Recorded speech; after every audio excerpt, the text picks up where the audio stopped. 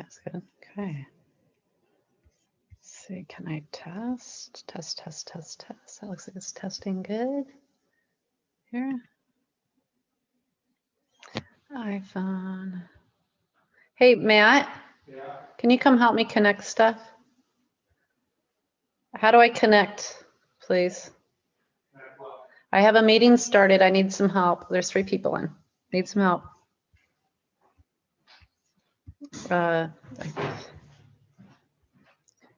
Let's see, I got 3 participants. Are they in? Are they waiting? Admit.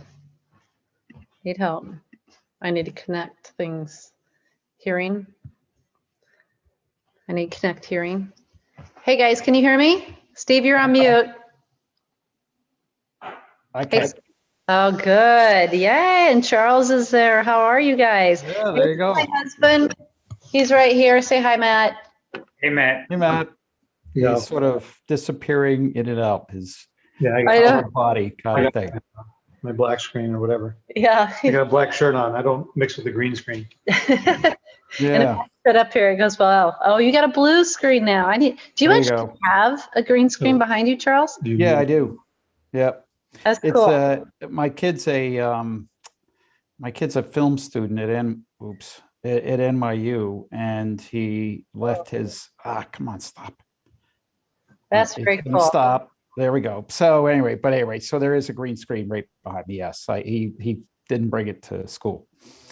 That's there's a startup, and I can't remember the name of it, but they have a professional inflatable green screen that has the lights built in and then AI to compensate for all the shadows and so on. It's really amazing.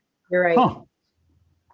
We'll fix it. Yeah, I mean, I had to put it up the other day for, I had to record this thing for the Air Force. So I said, I'll just leave it up a couple of days and it's all right. So, oh, cool. So, hey guys, I probably shouldn't do full screen because I can't really. I want to test some things if you guys don't mind. I want to get everybody rocking and rolling. First of all, Charles, very nice to meet you. Thank you so much. Same here. Thank you, Shannon, for inviting me. Appreciate that. Hey, very excited about it. I think we have some exciting people that are coming. I need to watch the waiting room. And Steve, you're going to need to do that too. So let me see, before I start presenting, Steve, can you share your screen and can you let people in? That's a big question. So next person that comes in, I'm going to see if you can actually let them in, Steve. Okay, it says host disabled participation screen sharing. Okay, so I need to come in here and look at, not the chat, I want the people. There's a way to do this. Put that up, invite, and no, that's not it. This is why we start early. Exactly. I'm going to get my remote. I'll be right back. Excuse me. Okay. Oh, here we go. Multiple participants can share simultaneously. There you go. Why don't you try, Steve? You should be able to see Charles' presentation. Perfect. So he sent it to me, and I've got it ready to go in case something goes wrong. Very good. And I'm going to have to send you. Well, I don't think I'm going to send you mine. I think I'm going to just give it. But, well, maybe I will send it. Invite, mute all, more. I don't know about the waiting room. That's the thing that really makes me nervous, because if I can't let people in the waiting room. This happened when I did the HCL one, and I was WhatsApping with people in India. It was very cumbersome, and I could actually go in. I had to go to their website or something to do it. So, yeah, there's no buttons for me. When I host a meeting, I have 3 buttons and breakout rooms and a whole bunch of stuff comes up, and I don't have that. all right, well, here's the thing is this is not the professional one. This is the $100 a month one. So let me see more. Let's see, ask all to unmute, mute all upon entry, play, join, and leave sound, lock meeting, allow participants to unmute, rename, and start a video. I don't have the waiting room. So I think there's something, where is that? It was like, in zoom.com or something. Let me look here. Go to Zoom. Oh, there's Zoom. And was it support? Let me go to Zoom support. Okay. Oh gosh. Join a meeting, contact support, sign in. Let me sign in. Charles, do you want to try to share Sure. while Shannon's scoping things out? Beautiful. Yeah. We're good. I'm really, really happy we're using Zoom because I mean, Teams has just killed me. You know, I mean, it just never works. I gotta use it on my I can't use it on my laptop at all. Oh my God. So this is, you know, flipping through stuff. So Yep, looking good. okay. The only thing I'm worried about is that meeting room. So I'm going to look for my WhatsApp app. Actually, I can just put it in here, WhatsApp. There it is. I'm going to see if I can go find the thread. Yeah. Hey, I might give you my Bradley Zoom account, and as long as you promise only to use it for the IoT meetups, that we have full functionality. that would be great. I think Andrew's got one too. So let me see here. Okay. Oh, here we go. Daily backup history. Okay, let's do that. Okay, do it weekly, whatever. Next. Oh gosh, just everybody stop. Okay, it would have been from Parnama. Parnama was my lifeline. There will be a Zoom folder in there. Just trying to do that. There should be a saved chat. Got that. What seems to be the issue? Maybe you can share an image. Oh gosh. Okay, tell you what I'll probably do is let's go through the presentation first so that you guys are cool with it. I'm gonna pass it, Steve, to you. Okay, let me do that now just to make sure if I have to say like, hey, this is Shannon, I'm passing it to Steve now. So that because I have dinner plans. And it should be, the meeting should be recorded. I said record it as soon as we started. So let me go into email. It's recording now. Yep, it should be. We're gonna have all the bloopers on this. Sorry, guys. And then I'm gonna have to figure out, we can't really publish it until make sure I don't have any in the waiting room. Okay, I don't think I do. Okay. I'll have to figure out for publishing how to edit. And there's lots of people that know how to edit. I'm just bad at it. Okay, let's see. Steve, here's. Okay. And this is the IoT meetup.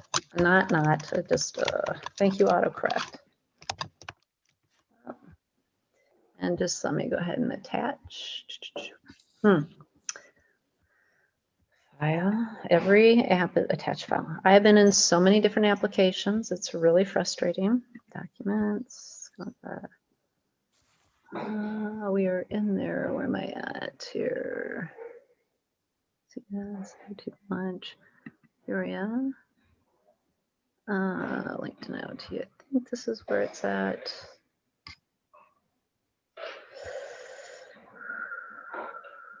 AtomBeam, I don't know what that is. Sorry guys, I'm just looking for it. I may have to just speakers. Yes, this looks right.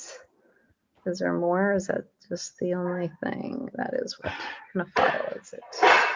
Just looking for the files. Keynote presentation. I think this is it. So I'm going to choose it. I'm going to see if it's in there. It is a keynote. That's good. That's looking good. Okay, that's it. Okay, then I'm going to go through the slides. So let me see here. Okay, oops, I just killed it. It's okay. I know how to do it. I just did it. Oh, we can't see what you're doing. Yeah, Right. it's there. And so I'm going to just send it to Steve. Steve, it's coming your way. Okay. Oh gosh, this is better to do it now than when everybody's online. Okay. Time is it? So what did you send me? Just I got an introduction, so I'm going to share my screen. Okay. I'm going to just share the whole thing, the whole screen, because I don't even want to play around with anything right now. That's not the right screen. That's not the right. Okay, well, let's go get it. I think I just sent it to you, but let me go get it again. Via email, text, chat. Email. You can see, oh, today, that's you guys, IoT Meetup, yep, I just sent it to you. Show picture, Shannon. Is this all in order? I wonder if I can just do date modified.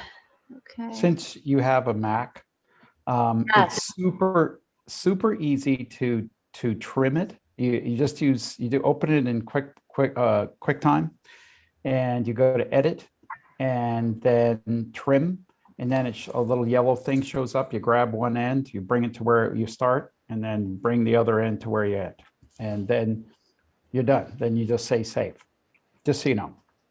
You know what? I'm going to write that down. I'm not going to try to play with it right now because I'm going to go with the slides I have. They're what I would call published. Because if I try to do anything now, it usually turns out bad. I'm going to just show you guys the slides. Okay, I'm going to put it in presentation mode. I think I can just can you guys see it okay? Mm-hmm. Okay. And then I'm going to have to go watch the chat and see if I can put the chat over there. I don't know if I can. Let me see, what's this? Because I need to watch and let people in. Anybody see the people? No, Nope. That's the thing. We have no line of sight to the people. Okay, let's. Okay, I see chat. So I'll be monitoring the chat, Charles, for you. And as questions roll in, I will. Just interrupt me. Okay, that works. Steve, we might have two chats because it's also in LinkedIn. So it might be.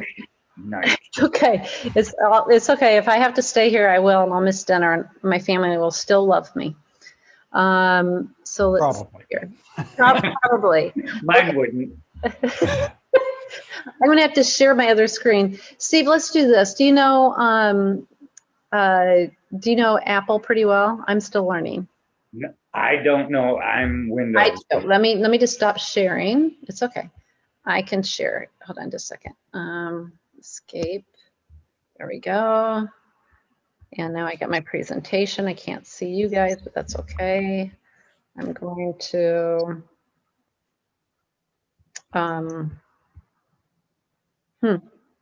just a second.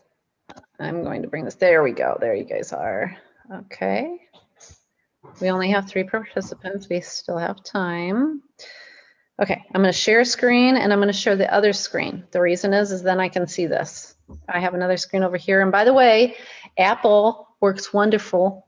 This other computer, which I'm not going to show you because it has a brand name on it, I'm very frustrated with, but my Apple works great. And I'm not going to say the brand name. I'm not going to, it hurts somebody's feelings. So. Serious.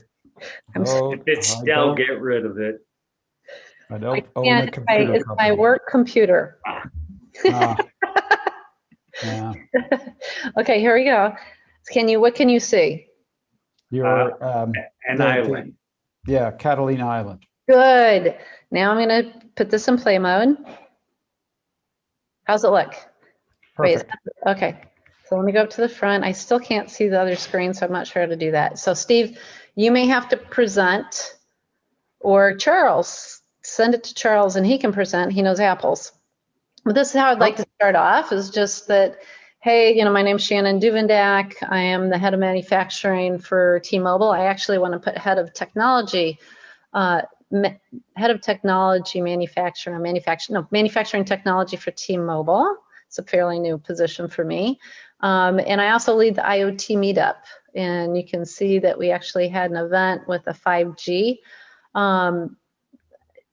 talking about the largest 5G network really within the US and actually the world. And so 5G, everybody's asking for more 5G in manufacturing. But today, I'm not going to be leading the IoT Meetup. I'm actually on vacation, and I have a very qualified colleague that I worked with before and also has presented here at the IoT Meetup. And so I'm going to turn it over to Steve Pierce, who's the Chief Innovation Officer for FBR, if you'd like to present or just introduce yourself. Sure, I'm Steve Pierce, but I'm not the reason you're here. you're here to be introduced to Charles Yeoman, CEO of AtomBeam Technology. Very good. Nano. Okay, and I'm trying to go to the next slide. Let me make sure I didn't mess something up. And ooh, somebody's asking to come in. Marcus Washington. Anybody know him? No, Looks I like don't. a football player. Yeah, I know Marcus Nempacino, but not Washington. Charles, I sent you that the presentation that Shannon just sent me. Oh, okay. So let me So just. you want me to run the presentation that you just sent? You know, if you want to, Charles, you can. It probably would be safer if you did, and then I won't even present. I'll just watch your screen. But let me, I'm not going to let Marcus in yet. I can see him there. I want to come back here, and I just want to run through the slides. Okay, so this is how it is. I'll introduce. I'm not very good at it, and I'll probably screw up, but, you know, I'll say something. And it really is like a cool, they do have the best 5G. Seriously, I probed them. I've looked and worked with the Quit being a commercial, okay? They really are. They are the best 5G. Okay, I'm Verizon, but that's okay. I'm telling you, I don't know. They got the godfather of 5G that works for them. You just okay, well. Okay, so it goes here. I just want to say a little bit about what is IoT Meetup. It's really about, you know, about technology enthusiasts and innovative thinkers. They're all getting together. We really want to knowledge share on how technology can solve customer problems, really, I mean, make a difference in the world. And it's really to network and make friends. Those aren't the right icons because it's still a work in progress and I have dinner to go to, but that over there are real meetups with real people and real companies. And it's fun because it's not where we have to be all practiced up. We can actually talk. Here are the meeting logistics. Post your questions in the chat.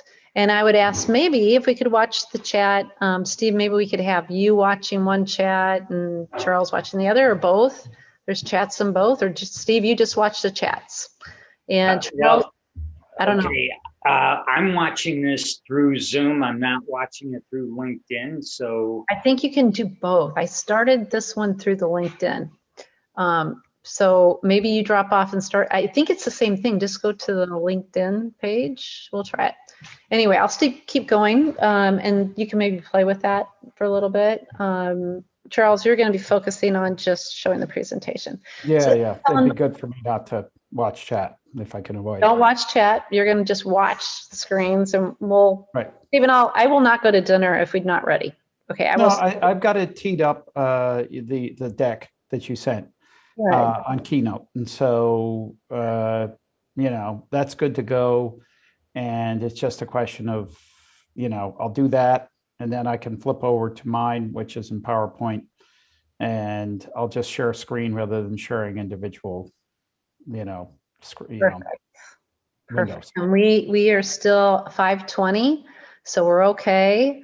I'm going to talk just about the meeting logistics. It's real easy, you know, post your questions and so forth. I am going to talk about this. This is a little bit different, and it is because we are starting to get, and this has evolved, right? We're starting to get some really cool companies coming in, like you, Charles. And so I want to talk first, having worked at Caterpillar for 25 years, you always start with a safety briefing, and I don't think there's a better time to do it than now. So just, you know, CDC, guys, if you haven't had your COVID vaccine, please do. If you work and you're like, well, I really don't care if I get a COVID vaccine, you're probably gonna, as everything starts up, factories especially, and probably all kinds of companies are gonna say, you can't come into my business, and it's gonna slow you down from that perspective. So pay attention to it, know what your company's policies are, and you know how it's going to affect your job. Intellectual property, please protect intellectual property at all times, and respect the company's brands. I mean, brands are they mean something, and they mean something to companies and people. Here is just what we had last month. We actually had at the IoT Meetup data platforms with HCL. Very cool presentation. It talked about ecosystems and customers and customers, and also suppliers and tier X suppliers. So the whole supply chain discussion was here with HCL. and hearing along with a panel of very talented professionals presented. This, I'm going to start recording just so we get, oh shoot, I started it. Don't do that. It might start if we're not careful. Just pass through that. You don't want to watch that. Okay. And so here is, I'm gonna, Charles Yeoman is gonna be, can you pronounce your last name? Yeomans. Yeomans is gonna be presenting today, AtomBeam, and I'm gonna let him introduce himself. But before we do that, I'll come back. Hopefully you have a slide to introduce yourself. If not, come back to this one. I just wanna promote LiveWorks. Very, very, very cool. I'll talk a little bit about that. We have some folks from PTC that will be joining, and I think they're inviting their customers. They also want the recording of it. But this was cool. This was better than the Super Bowl. I watched the commercials. Here is just a discussion about what's coming up next week. This is going to be a meeting on May 4th with NTS Innovations Whiskey Talks. We're just starting the outline, trying to pull all the information together and get the speakers finalized. Some more on this, and be watching for posts on what's DL again? Do you know, Steve? DL? Yeah, DL from Distilled. Oh, Distillery Labs. Distillery Labs. This is NTS Innovations Whiskey Talks Distillery Labs next week, May 4th. This is the last one. I'm not going to even talk about it, just different people. That's it. So you guys tell me when you want to start. I can cut any of these slides out if you don't want them. Charles, you have the ball and you'll control the slides. I'm going to stop sharing. Okay. Okay, and you're going to be the pacemaker. If you want me to introduce I would like to introduce the Iot Peoria Meetup and the purpose of it, because that's Okay. our, right? So you're going to kick it off, and Yeah. I'll run those slides for you. Yes. And then after you've handed off to Steve, you're going to go get your dinner. Maybe, And, if everybody, maybe. I And, got the and chat, so. then I'll just, do my thing. all right. Okay. Steve and Eric work the chats, if we can. Right. So you have 10 slides, and we're going to go through all of them. You set the pace, because you are my pace keeper. Okay, so let's make sure the most important thing is you have time. If you have to skip any of those slides, skip them. No, we'll be okay. Okay. Yep. I mean, I can do this in 3 minutes and 5 seconds. Yeah. So, because I have. Shannon, don't wax eloquently on every slide. Get to the point. Oh, I can spend like a whole hour on one. I know. That's right. Well, so could I, but Yeah. it just depends on how much, how big your bag is, right? Yeah. Well, it depends too who you're talking to. If they understand, like, I'll give you an example, digital thread.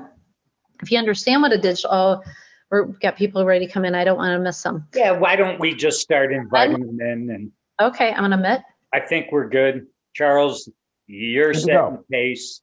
I'm Okay. watching the chat. I went through LinkedIn. So I think we're good to go. Okay. Good. Sounds good. I'm watching the chat. I'm gonna just, as I know people, and let them in. John Ringham is a retired cat. I believe he was I can't remember if he was a master black belt or a black belt. I don't know, but this is definitely a group I think would love to be connected with. Not only the IoT meetup, but also the Innovation and Startup Lab, and all the work that Andrew Nui is doing with the city as well, because it's very cool. But I don't know. Hi, John. Oh. You're unmuted. You can talk. John? Maybe you just went and got a cup of He coffee. probably went to get a cup of coffee or something. He probably did. He's been in one of these meetings before, and he loves it. Right. More like a glass of wine, probably this time of day. Well, normally they're in person and we're drinking beer. Oh, yeah. Yeah, That so would be good. Yeah. I couldn't bring it on campus, so I got coffee instead. Are you on campus? Yeah, I've got much better internet here. Really? Oh, I could fix that for you. Right. I mean, really cool 5G. I mean, and the thing that's really cool about it, since, you know, we can probably cut this out, but I'll tell you the real scoop. It is the best 5G. I do have it recorded but it was early and we only had like 2 weeks to try to prepare. Nobody really showed up, but you can, it's got 5G that's contiguous. It's different than any of the other 5Gs. You can go inside and outside. It can follow you into very remote locations. It can follow you around the world.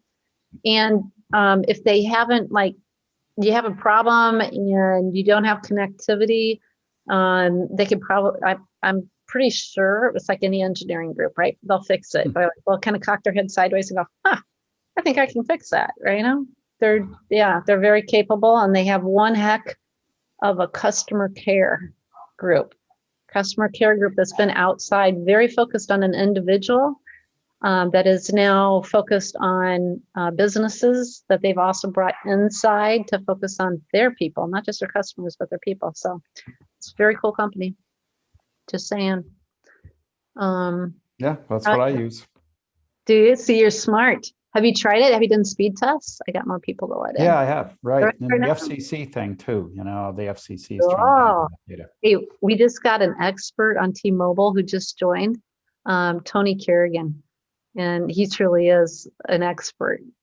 Hey, Tony, welcome. These are my friends, Steve Pierce and Charles Yeomans. Charles, Steve. Hey, Tony Kerrigan. Nice to meet you. Hey, Tony. And John Ringham, he is actually a retired Caterpillar. And I know he did some black belt work, and I just can't remember if he was a master black belt or I can't remember. So, but we got more people coming. Welcome, welcome. I was just bragging on you, Tony, and also bragging on T-Mobile. We got 1 minute, so I'm going to focus on letting people in. I'll continue doing that. Okay. Well, the other thing, put people on mute because I have no way to mute all. Mute off. I got mute off. Mute off. How's that? Unmute yourself if you want to talk. Welcome, guys. We're getting started here. Actually, it usually takes just a couple of minutes to let everybody start joining. This should be coming in from the LinkedIn event as well as from the meetup event. There's about 100 people that have joined the meetup from the LinkedIn event, which I'm very excited about. But you know, pull through's not always 100%, but that's okay. We can still talk to the chat. The chat will be open for a period of time. I wish I knew the exact time. I haven't had a chance to really research the detail. So, but I will. It just hasn't come to the top of the priority list yet, mainly because customers are my top priority. So feel free at this point, if somebody wants to come off mute and tell me, did you join this meeting through the LinkedIn event? Anybody? I just want to make sure. Shannon, it's Dago. Yes, I did. Joined from the Zoom Zoom link that you have there.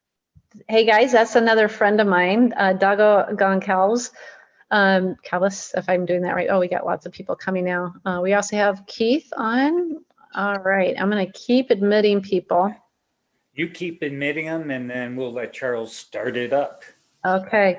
Hey, Steve, if you didn't know, I'm going to actually, it's kind of a good time to even just do a little bit of chatting. And let me ask just a quick question. If, Charles, you would feel comfortable, Steve, if you would feel comfortable, maybe hanging around a little bit at the end, because some people are like, hey, I have an hour. I did make this meeting maybe an hour and a half, 2 hours, I can't remember, like 2 hours, I think I did. But just stay on and talk and answer people's questions would be great. Sure. Wayne Coram is also on. He is also a T-Mobile employee as well as Dago Goncalves. He actually joined T-Mobile along with me to work with the Rockin' Star 5G. And we work in manufacturing together. I like to say that I have the bias for technology. I do. He does too. And he's somebody that I actually go to on how to work like, I don't know, like Zoom and how to work all the different applications, because he's really good at doing his homework on it. So probably knows everything you ever needed to know about LinkedIn. So, and he was my customer at Caterpillar. So he did all the critical customer requirements. He did all the go-to-market, working with the dealers. Steve understands this, as you are the engineer, right? Work the engineering side. Dago, if you don't know Steve, Steve has, how many patents do you have out of Caterpillar? A few. Oh, come on. 100 and how many? Oh, come on. I know Steve. There's more chance that Steve doesn't remember me than I do remember Steve. Yeah. Okay. Why don't we just get this? It's all about Charles on this one. I'm sorry, Charles. Are we ready? You guys can start. Charles has complete control of the deck. I can continue to let people in. Yeah. I have everybody coming in LinkedIn or on the meetup. So it's one. I'm continuing. Terry and Daniel are coming in. Ryan McCoy is coming on. Excellent. Okay, so Charles, you welcome. This is why we're all here, is for Charles Yeomans.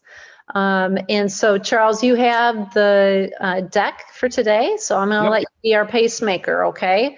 And I can tend to talk too much. So don't fear about moving me forward. It won't hurt my feelings. So okay.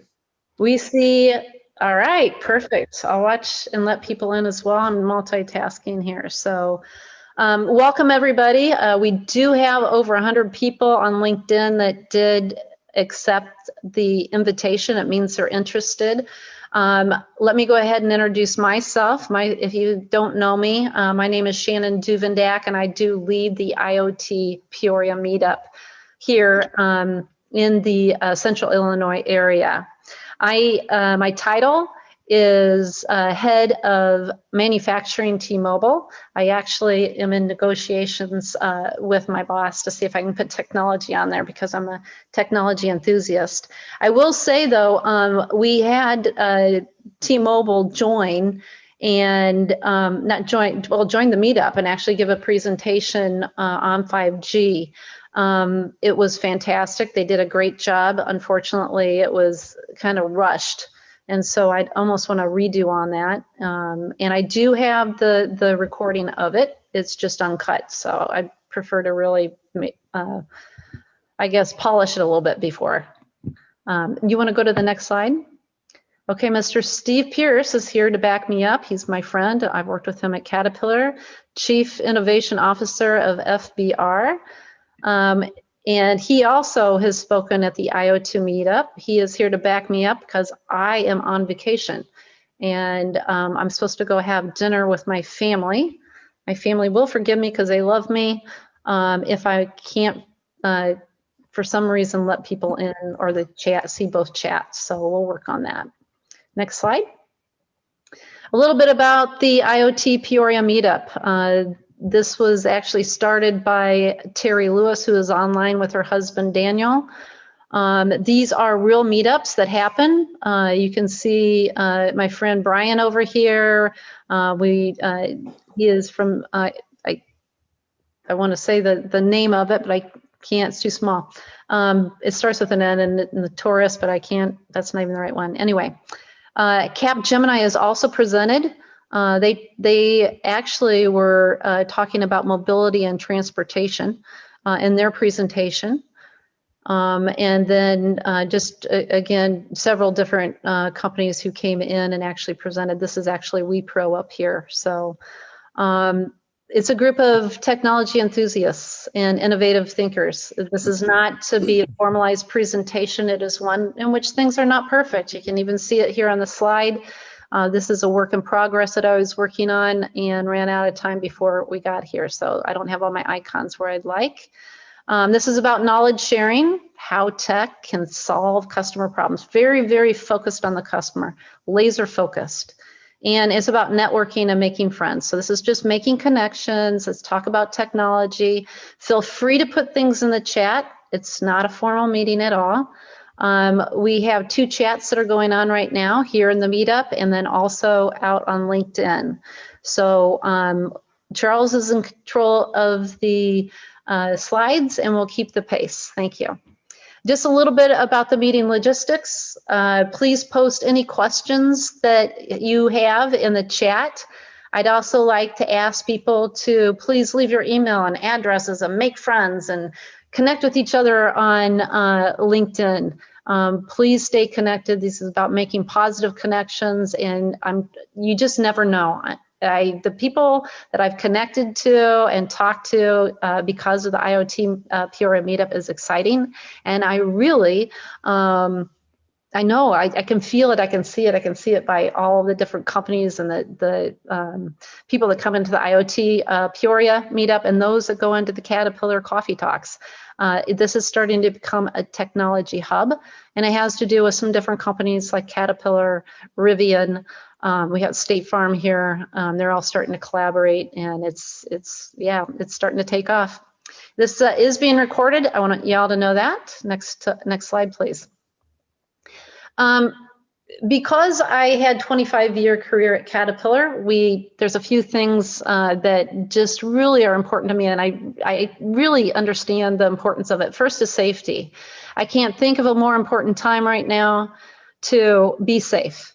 And specifically thinking about COVID and the CDC and safety first. If you have not gotten your vaccine, I want to encourage you, especially if you're in a business, to do so, because businesses are going to, they're going to require it. They're going to have policies. They're going to not let you in and work with them. So just think it. I know everybody has their own beliefs, and that you're absolutely, welcome to your own beliefs, absolutely. But just think about that from effectivity and work and safety. Next one is intellectual property. Please protect all IP. This is important. A matter of fact, between Steve and I, Steve has, I forget how many 100 and some patents. We'll probably, we'll screen presenters that are coming in, and if IP sounds like it's being discussed, we'll probably mute your phone nicely. And then finally, please respect the company's brands. Next slide. I just want to talk a little bit about who we had last week. This was an exciting presentation. I did present it, or not present it, I recorded it. It's uncut at this point. I need to have a little bit more time to work on that, but it was very interesting. This is where HCL came in. Hiren was the lead from that company, talking about data platforms, but more importantly, not just data platforms, but the ecosystems. The whole ecosystems and how the thought of that is really going to accelerate the really the pace of being able to move quickly, not only in the technology of computers and data, but also in taking machines and information and knowledge and solving customers' problems is going to start going like this. Actually, because of COVID, I've seen this in several presentations. COVID has caused the adoption of IoT to seriously be advanced more than 10 years. And I think it's accelerating more than that. There's some trends that are going on. I'm seeing trends in acceleration. I'm seeing trends in going nano. I'm seeing trends in data and neural nets going onto chips, trends in which things are happening in the automotive, but really in aerospace. I mean, go watch, and you can watch this in Tesla's investor days. So again, let's go ahead and go to the next slide in advance. All right. Yeah, this is a cool one. Do you like that? Yeah. So I'm the one that's actually leading the IoT Peoria Meetup. Then we got Steve Pierce, who is the Chief Innovation Officer. He's running it, and we're all here for Charles. Charles, you're going to be the center and focus, and we want to listen very closely. But also I wanted to introduce you to Andrew Newey. I don't know if he's on. I know he had some issues with having to pull his own COVID execution plan. and safety. He is the Director of Innovation and Startups in the Greater Peoria Economic Development, part of the Greater Peoria Economic Development Council, and is also going to be tied in with our group. One more, if you're okay. I do want to promote LiveWorks. Guys, that is the link. Please go out there and do it. This is better than the Super Bowl. No kidding. It's like you're watching the IoT discussion that's happening with LiveWorks, and that's very, very cool. And they have companies like Ansys, Capgemini, HCL, Infosys, of course, PTC, and Rockwell, and they're talking about how they're using the CAD files and the digital twin and the digital thread in the applications of efficiencies, not only in the manufacturing, but also as the products go out into the field and out into the wild. And then there's even, I believe, a supply chain discussion in there, because I heard all about that in the HCL discussion. So just know, if you go in, you sign up, you register for that. They are doing this really cool. It's in 1 hour chunks. I've watched one of them. Episode 2 just rocked. I think that's the only one I watched, but I want to watch all of them, and I want to watch it again. And it's better than the Super Bowl when you watch commercials. It's great. Well, I'm pretty sure next year you're going to see AtomBeam on that, because their technology will really enhance what PTC does. So I can't wait to see it. It better be on the chip. I'm hoping it's on the chip. I think it is. I think it's nano. I'm seeing all kinds of stuff go to chips. So next slide. Okay, this is it. Next week, May 4th. If you have not seen it, it'll be Andrew Newley who is posting it. I'll be posting it soon. This is like next week. But this is NT Innovation Whiskey Talks, and it is very cool. It talks about actually chips, and it's going from silicon to another type. I think it was graphene energy harvesting. Thank you. And Ryan McCoy's on right now. Another amazing technology.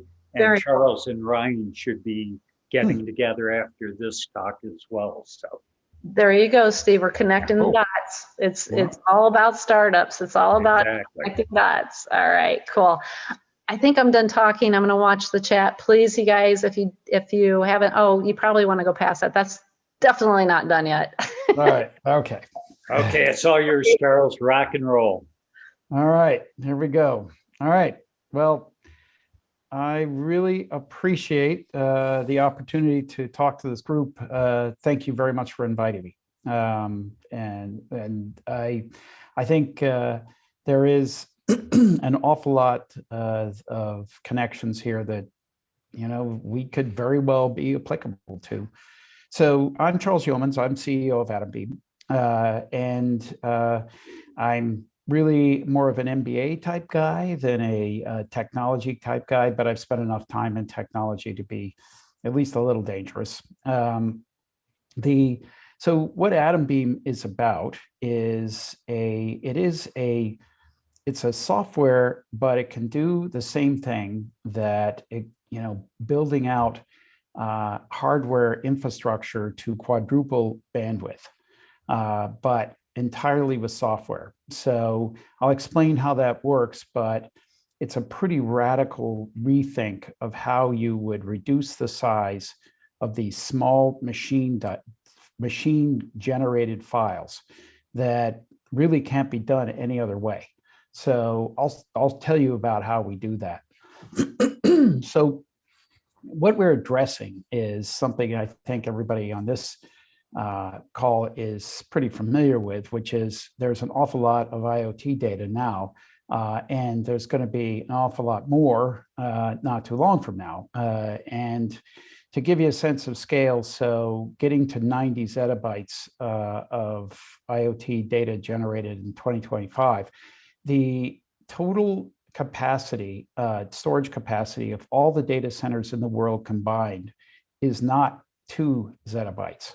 And so this is a really big number. And the other thing to know about it is, and this is based on different articles, but it's also based on Palo Alto Network's observation of IoT data which they watch going by to see how much of it is encrypted. 98% of it isn't encrypted. And the issue is most of it or all of it should be at least somewhat protected. And so but the issue is, do I really want to spend the money on a really high-end encryption, which is necessary for many things, but not for how cold your refrigerator is or things like that. So this is what we do to address both those things. So we're using what is in effect a really old idea, which is the idea of a code book, which is essentially matching up keys and values. But we're applying some, really modern techniques. That is machine learning.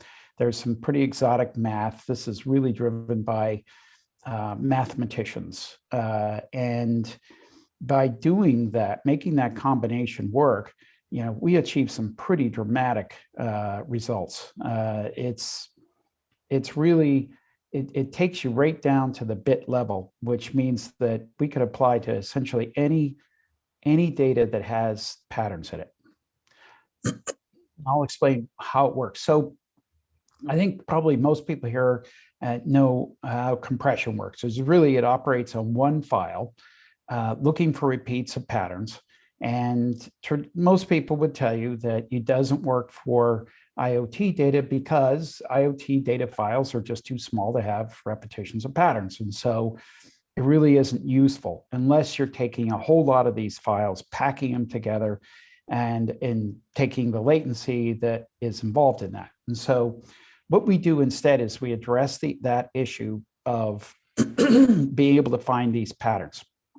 So we look at thousands of these little files at once, and we're looking across them using machine learning to find repetitions of pattern. When we find a pattern that gets repeated a lot, then we put it into a code book and we assign a code word to it. Once we have found a bunch of patterns and assigned these code words, which are really just indices, then we take this completed code book and we can put it into a source, like whatever, like a sensor or a gateway or something, and then also into the destination, which could be a server, it could be a phone, it could be anything. The heavy lift computationally is up here in generating the code books. This is really straightforward. It's just a lookup. And so really what we've done is create a dictionary whereby these patterns are identified by these small indicators, these small code words, so that when a file is generated over here, it gets sliced up into whatever the pattern length is, translated into code words, just in a lookup, and flipped over to wherever the destination is. And then the reverse happens. That is, you can take the code words you receive and restore it back to the original data. It's 100% lossless. We've literally never lost a single bit. And so it works really well. Couple more things to mention. The theoretical limit, we haven't hit it yet, of the speed here is 400 times faster than the fastest compression. And so really you're saying, okay, if I can cut the amount of data by 75%, I'm really quadrupling the bandwidth because the computational latency is so small. The other thing to mention is the AtomBeam dynamic, which is if the data changes over time, this can generate a new code book and provision it back over here. And so, the idea is to be able to handle anything in the end of the day, so long as there are patterns. Any questions you want to bring in, Steve, or this stage? None yet, but that's really amazing. So it learns real time on all the new data coming in to create more codes to further improve the compaction. Yeah, right. So and it'll either further improve it, or say you're getting 75% here reduction, and then it might say, and then suddenly it deteriorates to 60% or something, or 70%, whatever your parameter was. And then you say, oh, it's time for a new code book. It generates new code book, puts it over here. Or, as you said, it could improve over time. It's machine learning, right? And so you can build better code books as you go along. And so that 75 could turn into 80. But go ahead, sorry, Shannon. Well, I just wondered, just curious, are you using like neural networks that are on it, or just a generic different algorithms of AI?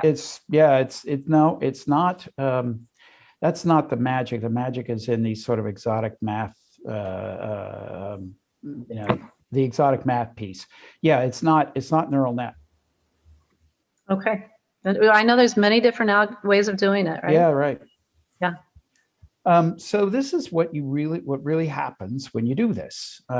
We generally see, on average, a 75% reduction. Sometimes it's gets as low as 60, even 50. Sometimes it's well in the 90s. It just depends. But on average, over a lot of different IoT type data, we generally see a 75% reduction. And again, that's a quadrupling of the bandwidth in effect. So I got a question in this.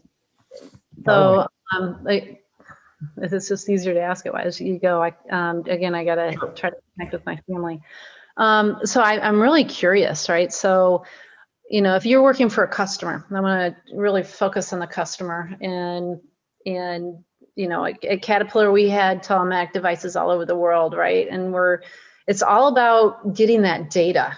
I really think about it, as it's inside the factory. You got your E-bomb, you got your M-bomb. So do you know what a manufacturing bill of materials is? And it's okay if you don't. Yeah. I mean, I have a general idea. Okay.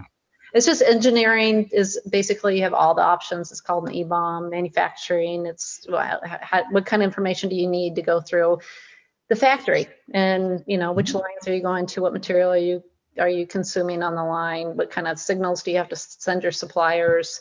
So that's the M-bomb, and then you got the S-bomb, is how you service it. And so, if you think about your cut, at least from a Caterpillar perspective, and I'll speak specifically to, it could be engines, or it could be, construction equipment, or it could be mining equipment, whatever, goes out all over the world in all these different applications. And so you're sitting there compressing things, but it's about that data that's going, right? It's that thread that's going along. Mm-hmm. And I'm just wondering if my friend keeps getting dropped. I'm going to let him back in. Okay. Sorry, guys.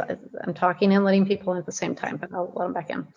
So here you are. You're trying to do this data, and it's on this. It's got that digital twin that goes out there with it, and that's really just the CAD file because it's got the three-dimensional characteristics of it. And then you have the data that travels with it, and then you need a network, right? So that's the thing with this rockin' 5G that comes out of T-Mobile, and I'm serious. I always think of for the customer as this commercializing. Yeah, I told you, right? I did. I worked with Digital. Come on, I did it with you, great engineers, and I want to put not only N in it, or not. Keep talking, Shannon. Keep talking. I know, right? Not only the D, right, for digital, now I want to have the M for mobility. Come on, let's do the total cost of ownership for our customers. Focus on them. So I'm sorry. So my question is to you. So how do you fit in that ecosystem? So you're compressing things, think of total cost of ownership, right? Mm-hmm. And so that customer, right, they're going to pay, they want everything for free, right? Well, I do too. Mm-hmm. I want everything for free. And but that's a negotiation, art and purchasing. So, we all want to do the best we can for our customer, but it all costs everybody money to do this. And everybody needs to make a living, and everybody needs to be paid fairly, and we don't give stuff away for free, right? Because we have to make money. So help me with that part of it. Okay. I think I do address that kind of more as we kind of go along, and I don't want to not address what you're saying at the moment, but I think it flows better if I. Please flow it. You're in charge. All right. Very kind. Thanks. So just there's a few other things that come along with it that are just part of the basic architecture that is AtomBeam's technology. So one of the things is this light security. So we're sending, instead of sending the original data or representations of actual things in the world, like the letter E or the number 2, we're sending representations of patterns. And therefore, the data, when you get a code word, is not readable without a code book. And consequently, you are getting getting a kind of encryption. And it's not post-quantum super duper encryption, but for the temperature of your refrigerator or the moisture level of your cornfield, it's really all that most people need for most things. And there's other things we can do, but that's the key thing to understand. And then another thing is batteries. So an awful lot of IoT is driven by batteries. And if a battery is the biggest use of battery, rather, is typically the sending of the data. And if we can dramatically reduce the amount of data that's being sent, then we can also usually extend the life. So it varies all over the place. And if little tiny bips of data isn't going to use much power, but a typical IoT device is going to send something. And so generally speaking, 50% is more time is what most sensor guys have told us that they would reasonably expect. Another thing that's cool is random access. So if you store data in a data center, it's compressed and it's usually deduped. And once you do all that, then you can't do anything with it until you take it back out again to be used, to be looked at. Ours, you would send it to the data center and just store it in the code words that it arrives in. And you can use those code words. You can leave it just stored like that, and then you can access it as though it was the original data. Now, we haven't released this yet, but it is in prototype now. So you would be able to type in search terms, randomly access files or parts of files, just as though they were in the original form. But you're getting the advantage of the significantly smaller due to that you have to store it. Another thing is cloud storage. So if you're sending your data to AWS or Azure or whatever, it's arriving 25% of the original size, typically. And so that translates, they can't charge you for storing data that they didn't get. And so if you get 75% reduced size, then you're going to pay 75% less for your storage. And the final thing that's sort of the extra benefit here is the range. So if you have a constrained bandwidth and you free up 75% of it, then you can use that other 75% for additional error correction. The theoretical, the equation of this says that 75% you will double the range. However, of course, real world you get something less, but significantly longer is a reasonable statement. Any questions on this before we move on? Okay. So I have a few examples here that I thought I'd talk about. One is the first one is this truck fleet. So there's a truck fleet that has that operates in West Texas. They're out of cellular range a lot. They wanted some way of rerouting their trucks to pick up loads, even though they're out of cellular range. And so they talked to a telematics provider, and the telematics provider suggested satellite. But the quote for the cost of it was just too much. And so what the telematics guys worked with us. We reduced the size of their datagrams by 93%, but you can only reduce it down to one packet, and so that means that we save 2/3 of the cost. But it's still pretty good, and it's those are on trucks right now being tested and so forth. So I don't know if they'll do it because they still don't want to spend any money, of course, but they do. It does work as advertised. So here's another one. This is sort of interesting. So there's a company that has that deploys ag sensors. They, it's like all sorts of stuff in the cornfield and the storage thing. I can't remember the what do you call those things? The tall things with a dome, whatever.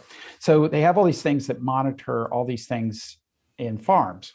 They send not much data, very little, but they spend $1.20 per month per device. They aren't sure exactly how much they can reduce it, but they think if we can reduce the amount of data they're sending by the amount we've tested, they believe they'll be able to cut the price. They think at least to $9 and maybe less per device per year. So another thing is, so we're working with this electric bus maker. They send a boatload of telematics, like 600 megabytes an hour. But they are using compression on most of it because they don't want to pay the extra cost of sending all that data. And so we can translate that, all of that data into real time. And they would probably, they believe, and they're being a little cagey about this, but we believe that they're going to save around 20% compared to what they're paying now. And they go to fully real time. And so it's in that to them is a huge benefit. I mean, this isn't driven by the cost in this case. This is driven by the fact that, they really want real time. The other thing is they think on the back end in terms of storage, they will save money as well based on the, reduction they've been seeing. So this is sort of a little off, but I thought I'd mention it. Steve thought it would be useful for me too. So one of the things that is a big deal is this having searchable, randomly accessible stored data. If you're talking genomes, which are about 60 gig each, and you have, say, millions of them in storage, to do a little work on them, to look for a sequence across, dozens, hundreds, thousands of these genomes, you are really having to deal with a lot of decompression and dedupe. It's a very extended process. In our case, all you need to do is take you type in your search terms, would be basically show me the sequence from this to that, and then oh, my dog, sorry. That's great. I was like, hold it off, because first it was the chickens, then it was the dog. So anyway, so the, where was I? Oh, so anyway, so the genetic research guys think this is going to be a really big deal because they can, type in some search terms and look at 1 million genomes all at once. So you can't believe how excited they are about it. Well, and the reason why is I've got a friend who works at the St. Jude Hospital in Memphis, and they do a lot of this type of work. So I was pinging him, getting him in touch. The other thing too is if you could do this with genomes, why can't you do it with the data like Shannon was saying, as far as the BOMs and all the parametric information within PTC and so on. It just, to me, if you could take and, compact it 70%, it's kind of like a trash compactor. It's all there, you just got to, uncompress it. So that's why I thought it was very interesting. Plus, we've got some really big hospitals with innovation centers, the Jump Innovation Center here at in Peoria. So Cool. It's good stuff. Oh, there's no question that could, I mean, I've already had discussions with, I'm sorry, Roche Diagnostics. They actually came to us and wanted to know about this. And there's, Stanford is interested in it. I was approached by a guy who does remote EEG. That's a company. It's actually a sizable company. They do remote EEGs, and they want to know, well, let's work on our stuff. And we tested it, and sure enough, we do much better than compression does, and we're real time, unlike the compression. That's a key thing to mention here and emphasize is, translating your data into real time from some sort of latency prone approach that uses compression, because you're waiting while you gather up enough that compression's effective. We really have a big time, advantage when you need that real time data. It really isn't the same thing at all. I got a couple questions, and I'm Sure. sorry, I can't help myself. I'm trying not to, but Fire away. I got a really stupid question first. I'm sorry. What's a genome? Is it what Oh, is a it? genome. That's just your DNA. It's a DNA strand. Right. Okay, cool. They're this big. Okay. Yeah. No I problem. wasn't sure. I was like watching chats and letting people in, trying to look around. So, okay, great, got it. Now I got a question. Okay. You're talking real time. Like, what's your latency? I had somebody, I was working with a customer, and they were given some ridiculous number. And when I'm like, why would you ever need something that fast? And this was in a factory of all things. Like, why would, maybe it was out somewhere else in a while. I'm like, what latency do you need that's like ridiculously fast, and why? Sometimes you do need it. I mean, the estimate is from IDC is that in 2025, 30% of all IoT data needs to be real time. And it's kind of like it depends on the use. I mean, for instance, say you had a robot and it was a remote control robot, and you wanted to have the robot do something or detect something. It detects some sort of fault. You don't want to spend a lot of time thinking about it and what am I going to do and stuff. You want to react like now. That's one example. Or a crash sensor on the front of a car. You don't want to think about, okay, what do I do and everything. You want to do something now. So there's lots of circumstances in which you want to know something's right now. And and this is the thing that was really strange about that. I get it, right? So, you might have to do, and it's really from safety perspective, or you got somebody who's, I don't want somebody cutting me open and go, oops, I'm sorry, I accidentally took your liver out, surgery. Right? But this was like a ridiculous speed, like it was trying to smash atoms together. It was ridiculous speed. I mean, is there anything here with these? Well, think about it this way. Say I have data that I've reduced in size by 80%. That means that the data is going to get from A to B 5 times faster, net of any computational latency I'm adding, right? And speed of light. So that says, okay, what's your computational latency? And that's why I was emphasizing the 400 times faster than compression limit. Now, I'm not advertising we're there yet, but that's a question of optimization. And so we are fast. And if you think of the computational lag as being pretty close to zero, I mean, it's never going to be zero, right? You're always going to have something, but it's really small. And if you can reduce the amount of data by a factor of 5, and you aren't adding much computational latency, you have data moving close to 5 times faster. So Charles, do you see this as a potential opportunity for AR and VR, where you have all these programs and a boatload of data that if you can compress it with the low latency, on top of, how things, the 5G from T-Mobile that, makes my headset work perfectly, if they had less data, then it would I think, improve the overall experience of both AR and VR. It's important to note this, and I should have made it more clear before. Have to have patterns. If you're talking compressed video, there's no patterns.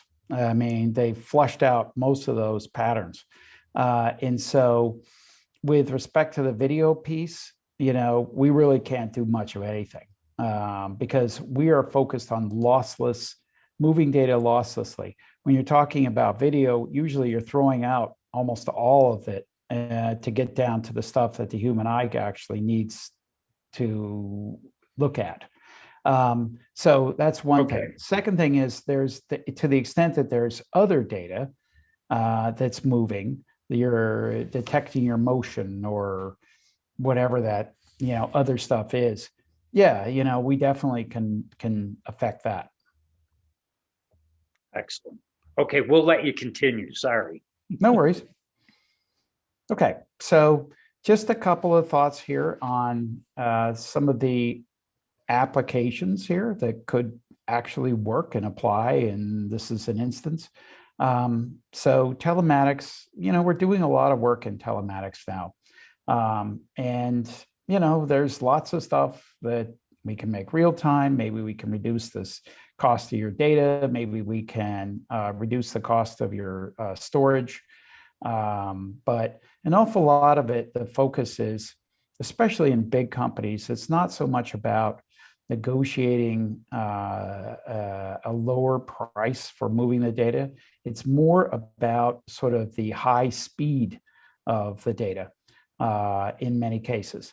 And it isn't even, and I'll deviate here a little from the slide because it's not only like from the telematics device, but sometimes it's actually on the machine moving data from A to B.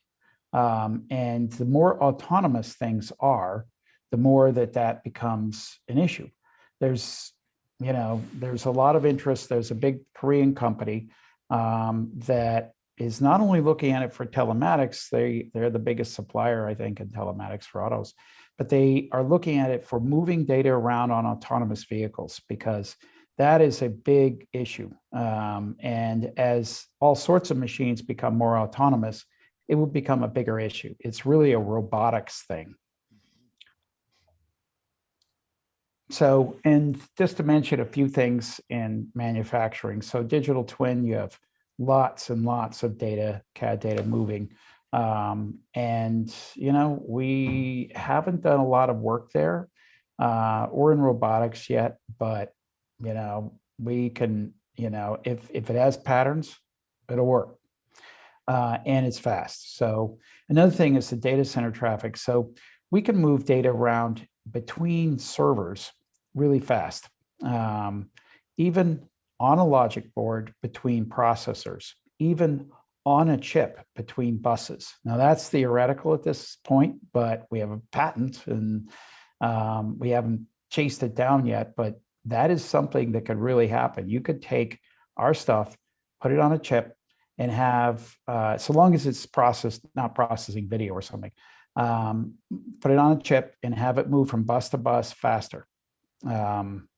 So that's out there. I don't want to go into something that's kind of on the theory side, but this is sort of a theory kind of thing, right? So anyway, so what our plan is here is we would get, we really want to be in devices when you buy them, from a manufacturer like whomever, like a Cradlepoint or Sierra Wireless or somebody, and they get a free client. They put it into their stack, and it's there. We're also already integrated into AWS, Azure to a lesser extent, but we're going to work on that. And we want to be in all the cloud providers. So at the end of the day, you buy a box. It has AtomBeam in it, and if you want to use it, you check a box, and it works. And then the bill. And what we really want to do is have AWS, et cetera, just add in another service, just like their IoT service, just like number of messages, as whatever. If you're sending them in using our stuff, you would pay a small fee for that. And that's how it would get charged. I mean, right now we charge like on a basis of, you know, you would have X number of servers with our stuff and this many devices attached to those servers, et cetera. But this is where we really want to get to. And testing our stuff is really simple. If you want to try it out, you get a all you do is get a login, and you upload a data set. It goes to an AWS instance. We don't have access to it, and it generates 50 code books. We always have an 8-bit code book because 8 bits is small enough that we can have all 256 versions of the binary combinations of 8 bits. And so that means that if the variable length code book, because it generates 25 of those, can't find a match, because you can't have every combination, it's too many, it flips into the 8-bit. The 8-bit then can encode everything. So to get maximum efficiency, you want as many as possible encoded by the bigger, longer primary code book. Generally speaking, 90% plus can be done by the regular primary code book. Once you get that, it tells you that first one column there. Here's what your best compaction is, second best, third best, and finally, if you only use an 8-bit code book. And then you can download your code book, and you can also push it into a simulator, and that's the other screen over there, and it'll show you it in action and how much CPU you're using and blah, blah, blah. So all that kind of stuff. And so really in that process to do that, that's step one. It's like really a half-hour kind of deal. You know, just get the login, type in the stuff, and you know, upload your data set and push a button and it comes back at you. And then if you say, well, this is great, I'd like to try it, well, you can just go and you can just ask us and we can send you a couple of provisioned servers and you can just put it in your lab and, you know, it's cable in, cable out. You just test it and do whatever you want. And then that way, the week is just how long it takes us to ship you the boxes, right? It's not, you know, anything else. And then you do whatever testing you want to do, and all that's free. And then if you said, okay, this looks great, I want to move to this, and then we go through a POC process, which varies obviously in length and depends on what we're integrating it into and how many different things and all those other variables. But at the end of the day, you'd want to field test however many units by just building it into whatever the stack is. Now, when we get a little further down the road, the great thing would be is that you just order something, it's already there. But at this stage, we need to build it in. So we're trying to make it as simple and easy and painless as possible to get to the point where you say, this is worth it. I'd like to take this next step. So just as a little reminder, there's lots of sort of benefits. So eliminating latency or greatly reducing latency is a big driver for many potential users. And cost savings, either through the data transmission or storage or whatever, it's people who batch, or that is, say, companies that batch often lose a bunch of data. And because some guy forgot to do it today or whatever. And so stuff gets screwed up. And, you know, we also got the latency. Another thing is it's just competitive. People expect to have streaming data now. And if you're still batching, then it will increasingly be a competitive disadvantage. And finally, being able to randomly access your data for analysis and makes analysis way simpler. We do a lot of stuff that's pretty simple, straightforward, easy to do. Our focus has been, how do we make ourselves how do we make this as straightforward and simple as possible for anyone to test. And I should mention too, if you really want an SDK, we have an SDK, and you could just ask for the SDK and install it in your stuff. So, you know, whatever suits you, we're happy to do. And you can just get, you know, a login and say, I just want to try it out. Don't want to talk to anybody. Don't want to do anything. Just want to try a login. So anyway, so that's really it. I mean, the rest of the stuff is, you know, like what we like to do to help out. And, you know, obviously we're trying to get customers, and we're being as accommodating as we possibly can be. And there's contact information for you right there if anybody would be interested. Yeah, take a screenshot if you're interested. You know, to me, this is really amazing because you're creating virtual hardware. You're increasing my infrastructure by, you know, 50, 60, 70% if I just put it in on all my devices. You know, you've literally just saved me a boatload of money.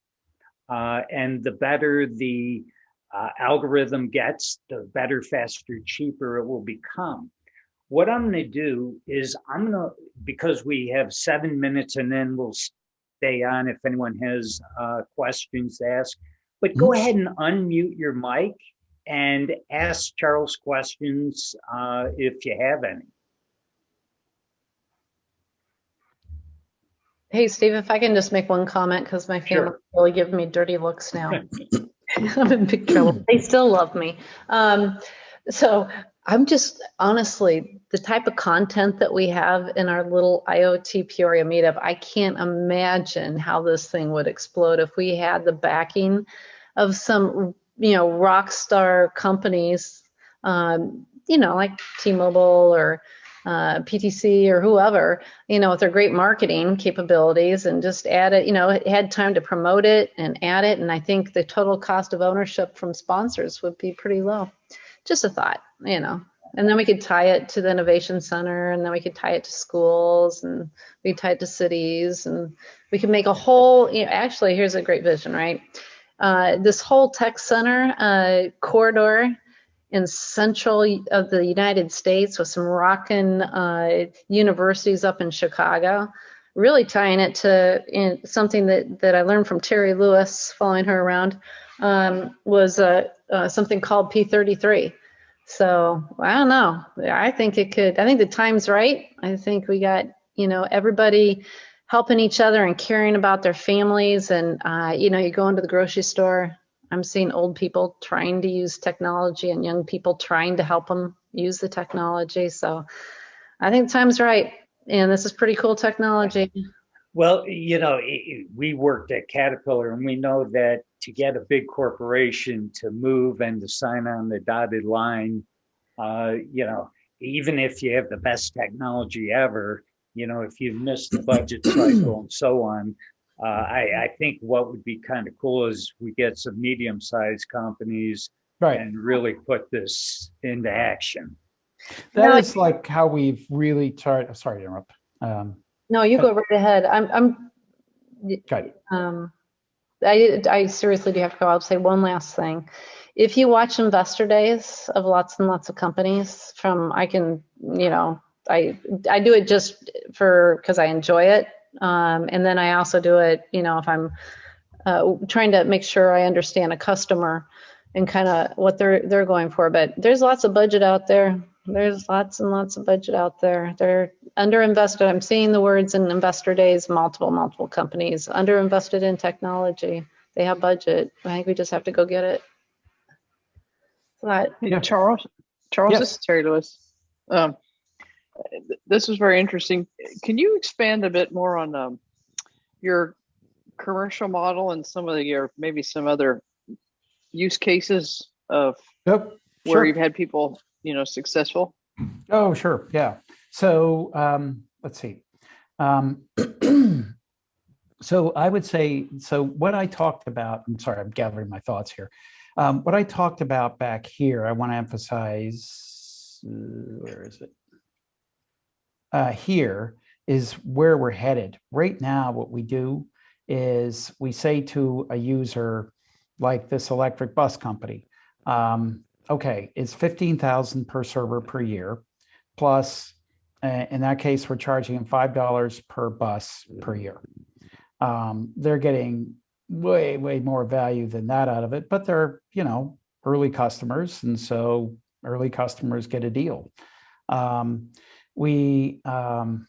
You know, that's successful happening. You know, I mean, they've raised like 700 million. They're going public next year. They got big profile of the Tesla electric buses and yada yada. But they're able to use the technology themselves. They have the engineering capability, and all that stuff, as opposed to the big company, a $50 billion Korean company that is a leader in automotive telematics. They did their extensive testing. They signed off, yes, it works. They offered to be, you know, a reference. But what they've done is they built it into a prototype, or not a prototype, the architecture of a new telematics device that they want to sell to their customers, big, you know, automotive makers. They are in a much longer cycle because first they have to talk to them and say, here's why it's cool, and here's the other things about our telematics, and yada yada. And so the point I'm trying to make is we have referenceable customers that are big, but we also have smaller customers that are moving forward now because we don't have to wait for them to decide. You know, they can decide for themselves and they can implement it themselves. There's another company that does DoD satellite connectivity, and they, I think, are going to be. I mean, they're not there yet, but they've done all the testing. They want to move forward, and we're just talking about some of the architecture stuff and all that. And I think they'll be, you know, in the house here in the next few weeks. So, and then Charles, sorry, going back to your Korean telematics provider, is their value prop to their customers just reduced bandwidth versus what everybody else is selling to them from a hardware perspective? Part of it's that. Part of it's that they want to be able to provide increased bandwidth, because as cars become more automated, they generate more data, and to the extent that they can expand the bandwidth without expanding the cost of sending the data, that is, say, expand the amount of data being sent without increasing the cost of the data being sent. That's a really big deal for them. And they see that as stage one. Stage two is they also have an interest in applying it to other things, particularly autonomous car internal connectivity stuff, because there's a giant amount of data that moves around in autonomous cars, not terabytes, you know, just terabytes an hour kind of stuff. And so, you know, but they have not done that yet, but they have proven to themselves in their lab, yes, this works and does what they say, and they got like 84% reduction. So, you know, and like I said, if somebody wanted to talk to them, I could talk to them. Oh, thank you. Sure. Hi, Charles. This is Keith Gargiulo of the aforementioned PTC. There you go. Appreciate this. I actually only made part of the cat discussion that you had along these lines, so it was great to be able to hear the whole thing this time. Oh, good. I definitely want to get in touch. I've shared information about you from what I saw in the first round with our enterprise architects. I'm going to go have the same discussion with the head of our IoT business. For sure, we run into this. It'll be a really interesting discussion about assets versus other models, about some kind of, you know, if there was something embedded, because there's all sorts of complexities to think about and work through there to make it easy for the end user, or something embedded versus direct through you. I think those will be interesting discussions. I actually had the date wrong for this. I thought it was a month from now until today when Steve pinged me and said, "Hey, you going to be on tonight?" I said, "What do you mean?" Right. So Good. Well, I'm glad you did. I'm great. Sure they didn't make it because it was very last minute for me to update them on the date, at least to me, the date change. But I'll be circling back with them, and I definitely hope to get back in touch with you. Terrific. Well, if you think about this whole thing, it's kind of, this is all your architecture, right? I mean, everything's soup to nuts except for the hardware, right? It's, and if, I haven't mentioned it here, but it is absolutely a, something that's very doable. If you were integrated, if you had us integrated into what you were doing, then you were provisioning these devices, you were provisioning the cloud, you're, doing the whole thing. It makes a lot of sense. We've thought about that being something that we should be talking to. And it's just, we're a small company and you've got to pick your spots. But at the same time, if you have an interest, it's definitely something we would want to chase. One of the things I do at PTC, and sometimes it's folks Steve finds for me, sometimes it's things I find on my own, is try to make connections like this.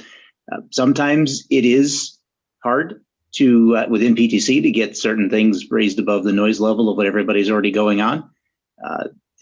That's a fact. I've had reasonable success in the past years of trying to make that happen. Doesn't always work, but I'm definitely I'm on this one because it definitely seems incredibly relevant to challenges that our customers face. Cool, that's great. That anyone is going to face in simply paying the bill for doing something at scale. Yeah. The other really interesting thing, Charles, that you mentioned when you talked with Kat was the fact that if you take this code book and then encrypt it, the data is so removed that it's damn near impossible to go back and reconstruct it because your code words had nothing to do with what the data was to begin with. Exactly. No, you got it. I mean, it's like a Navajo code talker analogy. Right. You've double encrypted is really what you've done. You've started out with the data. You've turned it into representations of patterns, which have nothing to do with anything in the real world. Then you've made those, you've encrypted those. So and if you want, you could do the shuffling thing, which is really code word A, pattern A, code word B, pattern B, etc. And everything just moves around every second if you want. So you can make it NSA, challenge kind of stuff if you want. And I've talked to NSA people and they said, this is a really good thing for an awful lot of different sort of things. I mean, without any encryption, just, regular. If, there's so many things that don't have any protection at all, but really should have something. So that's one thing. And then she also agreed, and she's a 30-year veteran of NSA. She said, if you're obscuring the data before it's encrypted, it is a very challenging thing to address. And she didn't say if she could or not, but it takes away a lot of the brute force approach. You can't just throw more computational power at it and figure it out in half of the life of the universe instead of the whole life of the universe. Right, exactly. Or you just get a quantum computer, right? So, well, and things like medical data, the ability to move medical data, HIPAA and all that, you might have enough security just in your first, code book to move medical information relatively freely over the phone and on and on.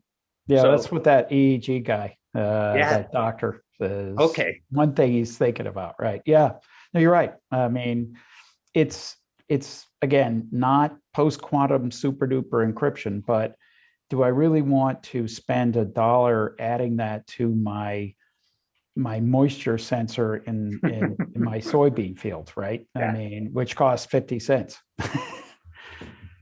So it's just, because like most of the people, when you talk about, security and encryption, you're mostly like, oh, ours is really, really good and everything. And it's like, but you really be really, really good for, like, your thermostat in your house. So you definitely want something. You don't want people messing with it, but you don't want it to, you don't need to go all that level most of the time. Even though all the technologies are based on Moore's law, exponentially getting, every couple of years getting cheaper and so on, data storage, computational and all that, the amount of data we're creating is more than exponential. It's an accelerating exponential. So having a technology like this, even with Moore's law, even though it's going to get cheaper, because we're generating more and more data, our costs are going to rise. And this technology will bring it down such that over time, it should decrease the way you think it should because of Moore's law, rather than we're creating more data to fill the void. So very exciting stuff. It's really cool when people get it. I mean, I appreciate that. I thank you for saying it, because not everybody gets it, but when the more technologically sophisticated you are, the more you understand the implications, and it's really cool. And I get a chance to talk to folks like you guys. Well, excellent. Are there any more questions? I know I've monopolized the time. This is really great stuff. Are there any more questions? I'll shut up.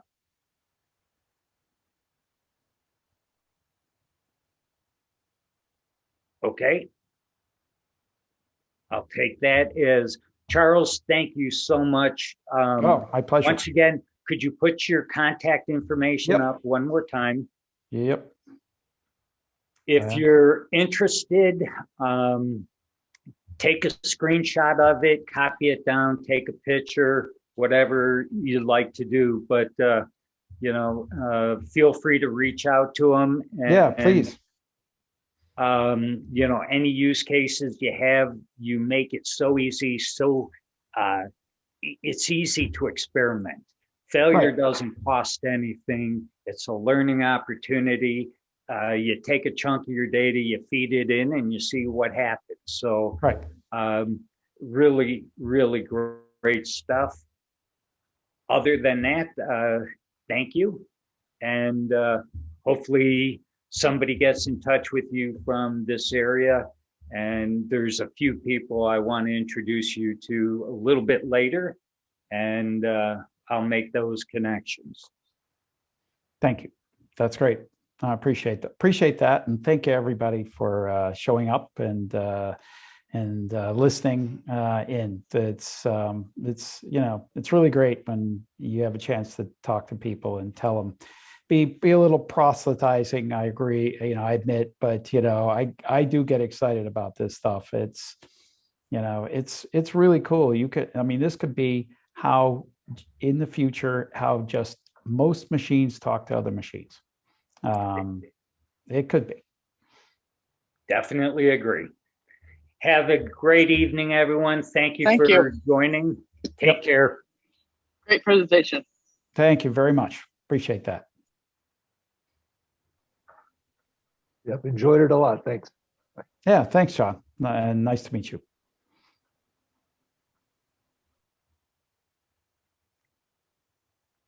And Steve and I will stick around if anybody wants to chat or ask questions or anything. Yeah, the concept of building it in on a chip and making it ready to go, I think is so. And Ryan's Ryan unmute. Hey, Charles, I'll come off mute. Hey, how you doing? Great presentation. Really enjoyed it. Oh, thanks. Appreciate that. Ryan has the graphene energy harvesting. So essentially, if you're above absolute zero, there's energy that can be harvested with graphene. And they're a startup. They're doing some great work in that. But I envision you two getting together, your companies getting together, and with the energy harvesting, with the compaction, the ability to reduce the size of any energy storage diminishes even more, which the value proposition then goes up dramatically. But, could you in your foundry process put in a little AtomBeam circuit that could then take the energy and then communicate with the processor to reduce the total amount of energy on that device and build it in as a added feature?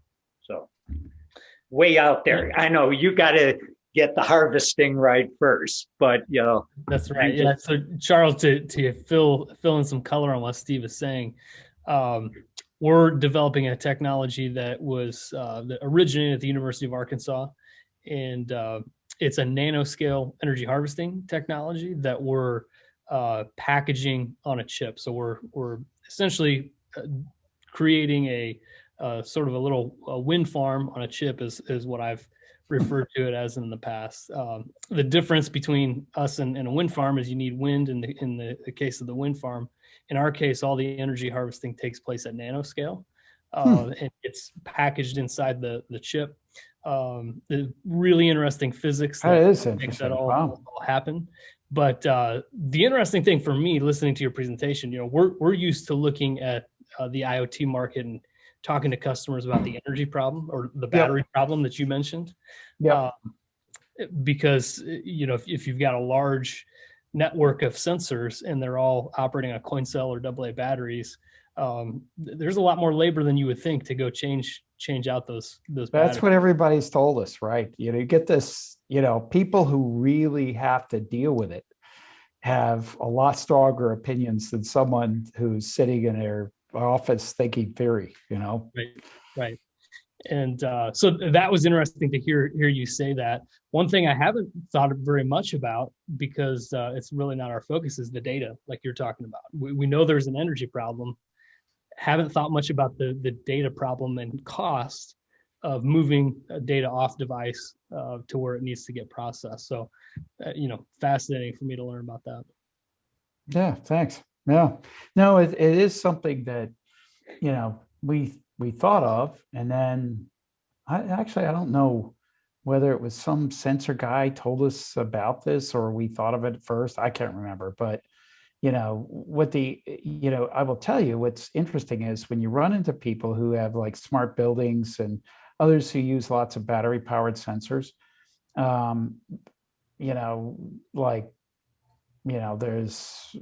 there's a big company. I guess I can say it in this company. It's Schneider Electric that wants to build this into the architecture of their next, their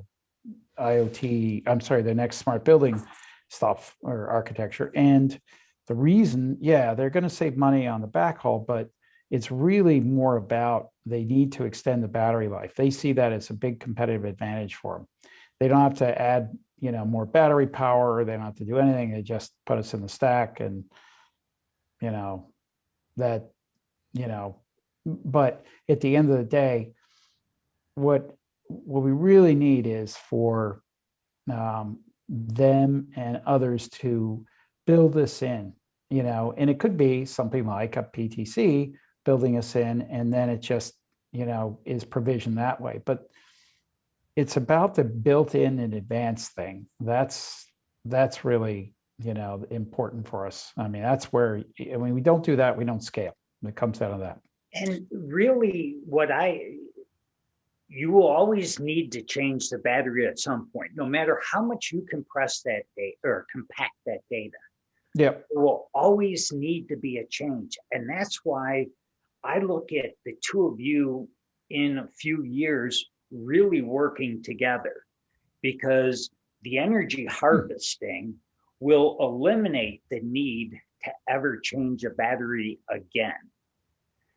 But there's more and more data that will be required, and you will run out of bandwidth.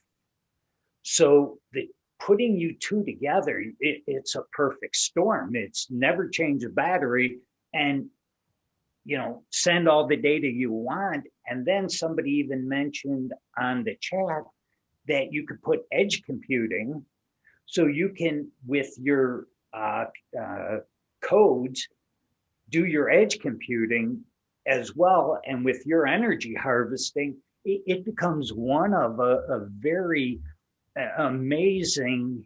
At the end, nobody will need to change a battery, and we will get all the information that we want, when we want it, however we want it.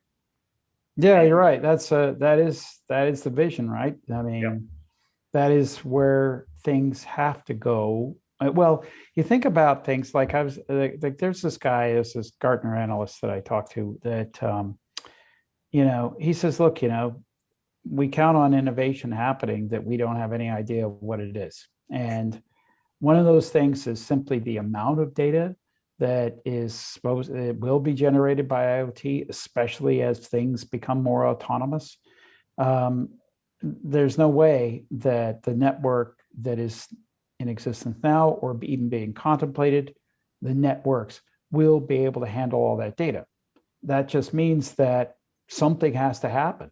But they don't know what it is, but they know that something will happen. And it could be a combination of your technology, our technology, some other stuff that nobody's thought of yet, something that's in existence, et cetera. And that's the kind of deal that, just happens. I mean, somebody comes up with something new. I mean, someone came up with a semiconductor, and whatever. These innovations are going to happen, and because they need to happen. Yeah. So Ryan's going to be doing the whiskey talk on May 4th. I'll make sure you get a link to it so you can actually see it. Yeah, great. I'd love to see that. Yeah. I would imagine, Charles, that we'll be talking to some of the same customers, over time. Absolutely. I would imagine there's probably some overlap. We could introduce you to some folks. You could introduce us. Same here. Folks, and yep. Would be happy to work with you that way. Yeah. Yeah. Like you'd probably like to meet this Schneider guy, right? I would think. Yeah, absolutely. For sure. Right. Right. Okay. Sure. Yeah. No, that sounds like a good idea. Yeah. My brother wow, beautiful. I don't know where you're at, but right over the river, there's a beautiful rainbow. Yeah, that's where I'm at, Steve. And my car windows are down. My car windows are down. I might have to jump off for a second because it's pouring. Oh, yeah. Good idea. But my brother was a vice president or something of the largest building management company. And I forgot the name of them. And, I'm going to definitely talk with him. He retired about 3-4 months ago. However, he knows everybody still there. So it's building monitoring and so on, petrochemical facilities, a huge, God, I forgot the name of it. But, once again, if we could just find that one customer to, get you rolling. Yeah, well, that's what it really is. I mean, I think we'll have a couple of customers here in the next couple of months. I'm hoping sooner than that, but it never is what you think. But at the same time, they're so far in it. We've done one of them has this whole vendor intake, fill out 1 million forms, do all this stuff for security and everything. So they've completed all that, and we've negotiated a price. They have a copy of our license, but we haven't yet seen their comments. But they use the same lawyer we do, so I'm hoping they're like so. Yeah. So at any rate. Yeah, it's CBRE is the name Richard of Ellis. Yeah. Yeah. CBRE. Yeah. Yeah. So I'll talk with him. He looks a lot like me. So if some guy who looks a lot like me, got it. Things no problem. that's who it is. I'll look for And him. Ryan looks, he's not a relative, but Right. you got the same good looking So hair. I don't have to shave my head, do I? I mean, part of the cool kid club. oh yeah, I guess so, right. Excellent. So hopefully your car wasn't too wet. It wasn't too bad, but it was raining pretty good. And I saw that rainbow you're talking about, Steve. Yeah. That was beautiful. Yeah, Well, I'm in California, so it doesn't rain. Oh, you know, at all. I mean, from basically, like we had a little bit last weekend, but that'll be it until December. Wow. Maybe November, but usually December. Where are you at in California, Charles? The Bay Area near San Francisco, outside San Francisco. Got you. So, Well, excellent. I will get him a link to the whiskey talk, and then yeah, he can learn all about your technology and kind of see what you're doing, and maybe not for a couple years, but in a couple years, you guys will see the value in coming together, and you can maybe look one back. of us will buy the other, right? That's how we operate. There you go. Right. Cool. All right. Well, Well, good. I'm Well, gonna thank jump you so off. much. Yep. Thank you so much, Steve, for setting this up. It's really great of you. And Shannon, I think she's probably eating her dinner. Yeah. But at any rate, I really appreciate that. Thanks for coming on, Ryan. And Mark is one of our guys, Mark Willen. So, hey, Mark. Okay. All right. Excellent. Well, Take good. care, everyone. Take care. Thanks. Bye-bye. Bye. Thanks. Bye.